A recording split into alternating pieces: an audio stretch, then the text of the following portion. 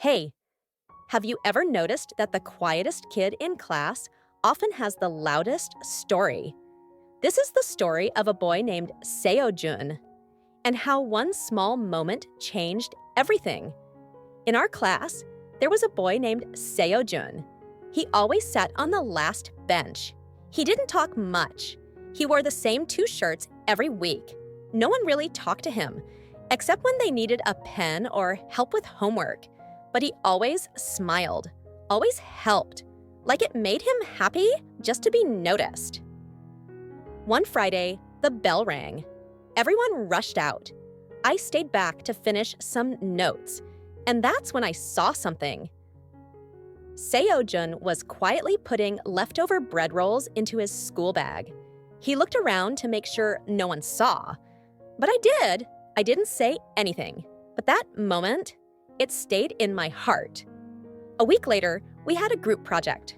Our teacher put me with Seo-jun. I said, "Lucky me," quietly, but he heard it. He didn't get upset. He just smiled again. We met at his home. It was small, one room. His mom gave me tea with a kind smile. The TV was broken. The fan made more noise than air. But Seo-jun, he pulled out an old notebook full of ideas, drawings, designs, plans.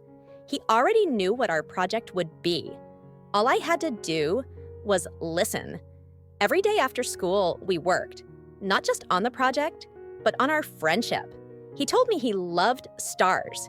He said, "When you look at something so far away, your problems feel small."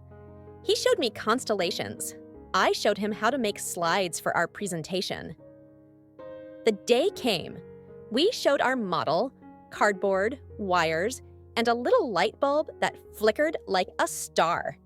Everyone clapped. The teacher said, "This is very creative." I smiled. Seo-jun looked down like he wasn't used to hearing good things. A week later, Seo-jun stopped coming to school. First, we thought maybe he was sick. Weeks passed, then a month. Finally, I asked the teacher. She said, his father passed away. They had to go back to their village. Just like that, he was gone.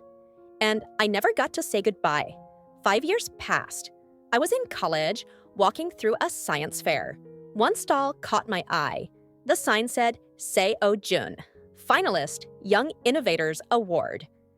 My heart skipped a beat. There he was, taller, same quiet eyes, but now he was full of confidence.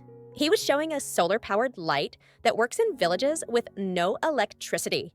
He looked up, saw me, and smiled. He walked over slowly and said, "You still format slides?" We both laughed. We sat on a bench nearby. This time, not the last bench in class, but a quiet bench under the open sky. I looked at him and asked, "Still feel small when you see the stars?" He shook his head. "No, now they make me feel infinite." And in that moment, I knew. The quietest people often carry the loudest dreams. They just need someone to listen. And maybe a friend who stays. If this story touched your heart, leave a heart in the comments. And don't forget to share it with someone who might need to hear it, because sometimes just being there can change someone's life.